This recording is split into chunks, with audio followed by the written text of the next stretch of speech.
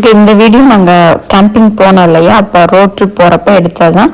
So அங்கே போகிற வழியில் வாழைத்தோட்டமும் கரும்பு தோட்டம்லாம் இருந்துச்சு. இதுதான் நான் ஃபஸ்ட் டைமு கரும்பு தோட்டத்தை எல்லாம் வந்து நான் ஆஸ்திரேலியாவிலேயே பார்த்தேன். இது வரைக்கும் அது மாதிரி ஏரியாவுக்கெல்லாம் போனதே இல்லைங்க. இது வந்து கரும்பு தோட்டம்னா கிட்டத்தட்ட பார்த்தீங்கன்னா ஒரு 10-15 ஏக்கர் இருக்கிற மாதிரி இருந்துச்சுன்னு வச்சுக்கோங்களேன்.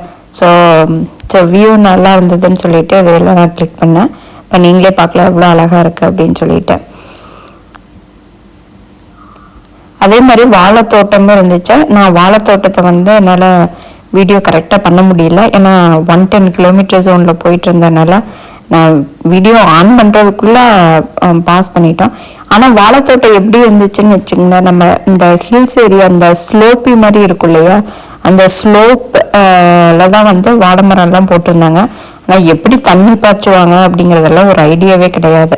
ஸோ அதான் நானும் எங்கள் ஹஸ்பண்டும் டிஸ்கஸ் பண்ணிட்டு இருந்தேன், இங்கே என்ன போர் போட்டிருப்பாங்களா அல்லது எந்த பேசிஸில் வந்து இங்கே எல்லாம் தண்ணியெல்லாம் பாய்ச்சுவாங்க அப்படின்னு சொல்லிட்டு. ஏன்னா எங்களுக்கு அதை பற்றி ஒரு ஐடியாவும் கிடையாது. ஸோ ஆனால் நாங்கள் ஒரு எய்ம் வச்சுருக்குறோம், ஒரு நாளைக்கு இது மாதிரி ஃபார்ம்லாம் போய் விசிட் பண்ணி அவங்க எப்படி இது மாதிரி விவசாயமெல்லாம் பண்ணுறாங்க அப்படிங்கிறத நம்ம பார்க்கணும் அப்படின்னு சொல்லி நாங்கள் பேசிகிட்டு இருந்தோம். இது வந்து போகிற வழியில் ஒரு பிரிட்ஜ் மாதிரி இருந்ததுங்க. அந்த பிரிட்ஜை நல்லா அழகாக இருந்துச்சு. ஸோ இந்த சைடு வியூ பார்த்திங்கன்னா சூப்பராக இருக்கும், ஆறெல்லாம் இருக்கிற மாதிரி. இங்கே ஆஸ்திரேலியாவில் பார்த்திங்கன்னா தண்ணி தான் அழகு, தண்ணியும் எங்கே பார்த்தாலும் பச்சை பசைல்னு இருக்கும். ஸோ அதுதான் இங்கே வந்து ஆஸ்திரேலியாவுக்கு அழகு. ஸோ இந்த வியூஸ் நல்லா இருந்துச்சு அப்படின்னு சொல்லிட்டு இதை நான் கிளிக் பண்ணேன். அப்படியே போயிட்டு இருந்தது, ஏன்னா 900 கிலோமீட்டர் ஜேர்னி எல்லாம். ஸோ அதனால் எங்கெங்கே வந்து பார்க்குறக்கு வியூஸ் நல்லா இருந்ததோ அங்கே மட்டும் வீடியோ எடுத்து உங்களுக்கு காட்டியிருக்கிறேன். அடுத்த கேம்பிங் பிளேஸ் வந்துட்டேங்க. இதுதான் நாங்கள் போட்ட டென்ட்டு. இது வந்து உள்ளே இப்படி தான் நாங்கள் செட் பண்ணி வச்சுருந்தோம். இதெல்லாம் கேரவன் பார்க்க நாங்கள் அந்த ஏரியாவிலேயே பார்த்தீங்கன்னா ஒரு 2-3 டென்ட்டு தான் இருந்துச்சு. இவங்கெல்லாம் கேரவன் மாதிரி கொண்டுட்டு வந்து இது பண்ணிட்டு இருந்தாங்க. அங்கேயே ஒரு மாமரம் ஒன்று இருந்துச்சு.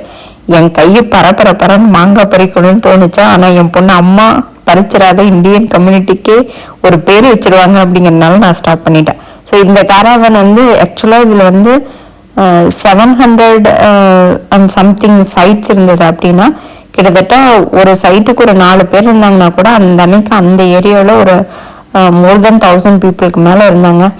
இது வந்து எந்த ஏரியானா, நாங்கள் அங்கே தங்கியிருந்த பிளேஸ்லேருந்து ஒரு 1 hour டிரைவில் இது வந்து ஸ்ப்ரிங் ஹூக்னு சொல்லிட்டு ஒரு ஏரியா.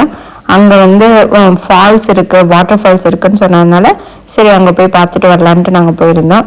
இது வந்து ரொம்ப அழகாக இருந்துச்சு வாட்டர் ஃபால்ஸ். அந்த வாட்டர் ஃபால்ஸுக்கு போகிறதுக்கு வந்து நாங்கள் ஒரு 30 to 45 மினிட்ஸ் வாக் பண்ணால் அது வந்து என்ன சொல்கிறது, பாத்து வந்து நல்லாவேன்னா கான்கிரீட் பாத்தெல்லாம் கிடையாது. பட் வந்து பீப்புள் எல்லாம் சேஃபாக போயிட்டு வர்றதுக்கு வந்து எந்தெந்த இடத்துல ஒரு ப்ரொடெக்ஷனுக்கு கட்டி விடணுமோ அதெல்லாம் கட்டி விட்டு இருந்தாங்க. அது நடந்துச்சு. ஸோ வியூஸும் பார்த்தீங்கன்னா எங்களை வந்து நல்லா இருந்துச்சு. ஸோ அதனால தான் இதெல்லாம் கிளிக் பண்ணி உங்களுக்கு போட்டிருக்குறோம். ஸோ உங்களுக்கே தெரியும், இப்படி தாங்க மரம் அடர்ந்த காடு மாதிரி இருக்கும் எங்கே பார்த்தாலும்.